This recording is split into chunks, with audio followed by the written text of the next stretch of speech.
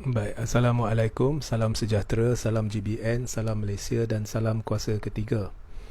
Ya, jadi hari ini saya ingin memberi sedikit pencerahan berhubung dengan skandal LCS ataupun kapal perang yang sepatutnya dah siap tetapi tidak siap, dan sudah ada satu laporan yang dikeluarkan oleh PAC berhubung perkara ini, dan ada dakwaan-dakwaan yang membabitkan penglibatan Zahid, Najib ya dalam skandal ini. Jadi pertama sekali saya ingin sarankan agar Najib dan Zahid usah putar belik fakta di dalam Facebook ya, berhubung perkara ini, kerana banyak perkara yang dibincangkan oleh Zahid dan Najib di dalam Facebooknya adalah palsu dan tidak tepat ya. Khususnya Zahid ya, apabila dia cuba melepaskan tangan dengan berkata dia bukannya Menteri Pertahanan pada ketika projek ini dianugerahkan dan sebagainya. Untuk pengetahuan saudara-saudari, Zahid merupakan Menteri Pertahanan pada ketika kelulusan projek ini diberikan, rundingan berlaku dan Zahid terlibat dalam kelulusan itu, dan sudah ada satu dokumentasi yang didakwa oleh Rafizi Ramli telah dibocorkan kepadanya oleh salah seorang kontraktor utama isu kapal Skopin dulu, pembuatan kapal Skopin yang membabitkan Najib Razak dulu atau dikaitkan dengan Najib Razak dulu, di mana Rafizi mendakwa menerusi pendedahan dokumen-dokumen ini menunjukkan ada rundingan rahsia dan membabitkan Zahid, dipercayai juga Najib dan kontraktor utama Skopin ya, yang telah menjurus kepada beberapa kejadian yang tidak menurut kelaziman dalam pemberian kontrak dan tidak menurut ketetapan Tentera Laut Diraja Malaysia, dan semua ini menunjukkan ada kepincangan yang berlaku, ada sesuatu yang pelik berlaku dalam isu kontrak pembinaan kapal perang LCS tersebut ya. Jadi semua ni perlu dijawab bukannya di Facebook, kerana laporan PAC adalah laporan sebuah jawatan kuasa rasmi yang didedahkan menerusi parlimen. Ianya tebal 240 muka surat lebih ya, dan saya juga lihat Najib membuat kenyataan dia ambil keratan daripada laporan PAC. Itu pun dia buat penafian, pendedahan di Facebook, tetapi sebenarnya apa yang Najib dedahkan semuanya palsu dan malah tidak menepati kandungan seluruh laporan, dan jelas menunjukkan Najib sama ada berpura-pura ya, tengah spin ya, untuk cuba menyucikan nama dia, ataupun dia memang tidak baca laporan penuh PAC, kerana segala apa yang dikatakannya tak payah saya nak masuk dalam ya, ianya semuanya tersasar dan lebih berupa propaganda. Okey, so itu saya nak sarankan, sebab ini laporan PAC telah didedahkan di dalam parlimen, dan apabila kita nak bincangkannya, kita tak perlu layan ya nota-nota Facebook pemimpin-pemimpin ini. Jika hendak, kita perlu merujuk kepadanya dari sudut perundangan, dari sudut kacamata perundangan, apakah langkah seterusnya yang harus diambil. Saya secara peribadi menyarankan agar pihak-pihak yang berkaitan melakukan laporan polis sekiranya didapati ada kepincangan melibatkan tokoh-tokoh tertentu, supaya siasatan lanjut boleh dilakukan oleh pihak polis. Dan saya juga ingin membawa kepada perhatian anda satu kenyataan yang telah dibuat oleh Peguam Muhammad Hanif Katri Abdullah berhubung isu kapal LCS ini. Jadi tanpa melengahkan masa lagi, saya akan memainkan audio Hanif Katri supaya anda dapat mendengar penjelasan dia apa yang harus dilakukan oleh kerajaan bagi menangani isu ini. Jadi anda mendengar ya audio Hanif Katri.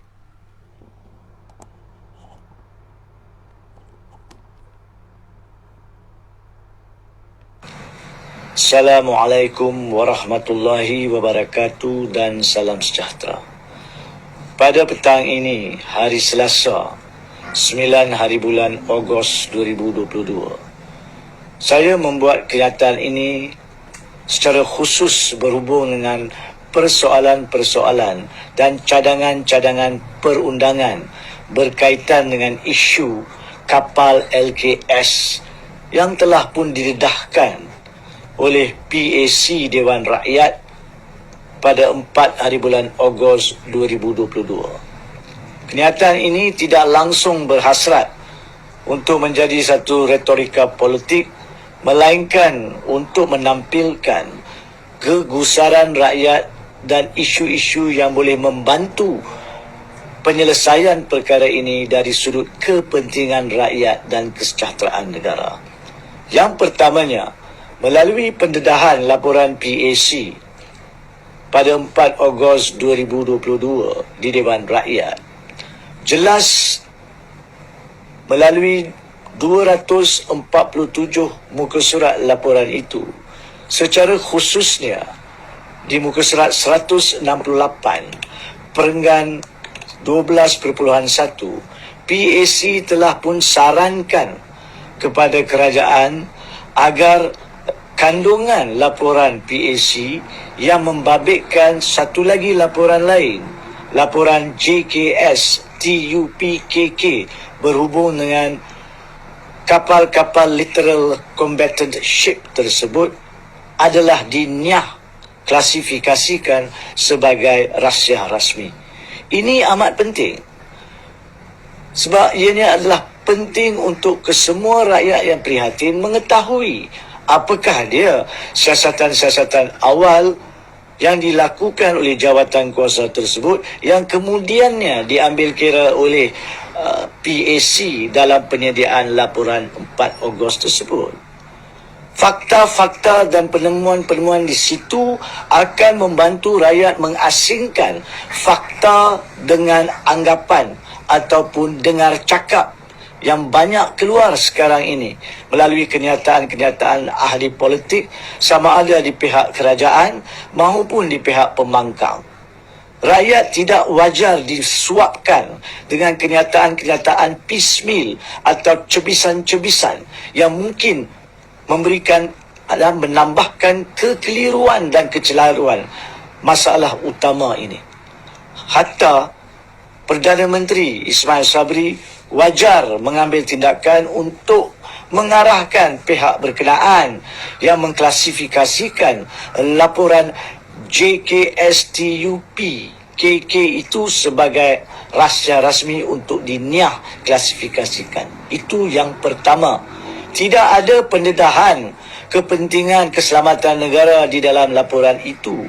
Dan jika pun ada berkaitan dengan maklumat-maklumat desain ataupun strategi-strategi penggunaan kapal dan sebagainya, itu boleh diarahkan untuk ditutup. Sebab kita tahu bahawa strategi-strategi ketenteraan bukan untuk pendedahan umum, tetapi laporan itu tidak menyentuh langsung, saya percaya, berkaitan dengan strategi ketenteraan.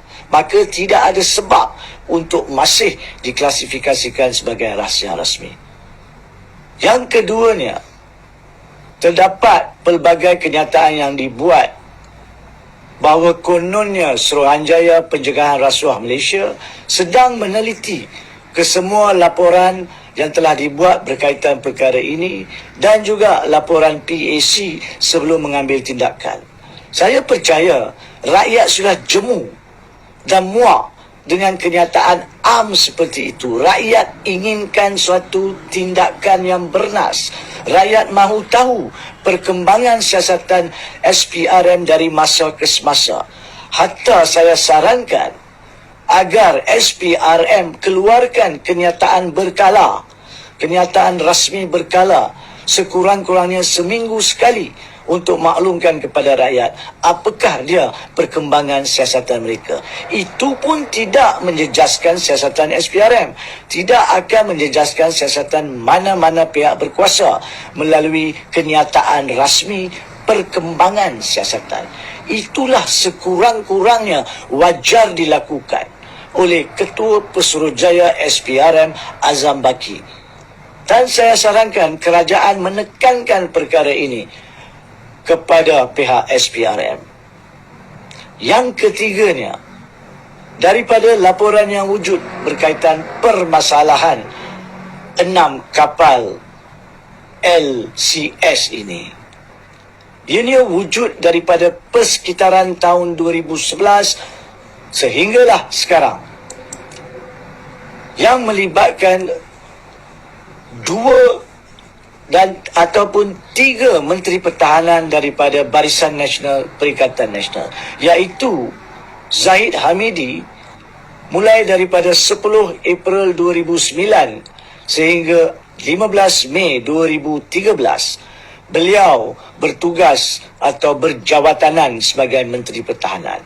Dan peringkat awal permasalahan LCS ni dikatakan berlaku pada tempoh beliau menjadi Menteri Pertahanan.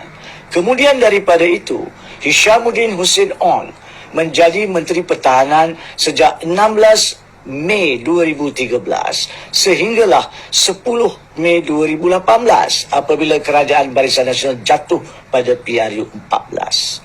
Selepas daripada itu, beliau dilantik semula sebagai Menteri Pertahanan oleh Ismail Sabri, Perdana Menteri yang ke-9, mulai daripada 30 Ogos 2021 sehingga sekarang. Apa yang penting di bawah rentetan peristiwa perjawatanan ini adalah bahawa dalam tempoh mulai 2013, Hishamuddin Hussein On pernah menjadi Menteri Pertahanan pada masa itu. Maka persoalan tadbir urus negara yang penting berkaitan dengan kontroversi kapal-kapal ini adalah, adakah Hishamuddin Hussein On masih mempunyai nilai ataupun mempunyai tahap profesionalisme dan moral untuk mengepalai kementerian itu dalam menangani permasalahan ini yang belum selesai. Ismail Sabri wajar memilih untuk menukar Menteri Pertahanan kepada yang lain supaya integriti Kementerian Pertahanan pada masa ini tidak terjejas di mata rakyat. Ini bukan merupakan tuhmahan kepada integriti Hishamuddin Hussein On berkaitan dengan 6 kapal, tetapi ini adalah saranan kedaulatan undang-undang. Dan Hishamuddin Hussein On pada paling kurang sekalipun perlu ditanya sama ada beliau telah pun cuai atau abai atau tertinggal dalam melaksanakan tugas beliau dalam mengenal pasti permasalahan isu kapal ini sejak daripada beliau menjadi Menteri Pertahanan pada Mei 2013 sampai Mei 2018, tempoh 5 tahun. Semua perkara ini adalah penting dari sudut konsep kedaulatan undang-undang. Dan saya harap Perdana Menteri Malaysia yang ke-9 Ismail Sabri Yaakob dapat memainkan peranan yang penting mengenai permasalahan ini, di mana dikatakan lebih 6 bilion ringgit Malaysia telah dikeluarkan daripada kantung perbendaharaan Malaysia tanpa pun perolehan walau 1 inci kapal tersebut di medan Malaysia. Ini bukan perkara main-main dan ini bukan boleh dilengahkan dan ini tidak boleh ditenggelamkan melalui retorika politik oleh mana-mana pihak termasuk pihak pembangkang. Ini perlu ditangani melalui konsep kedaulatan undang-undang. Sekian.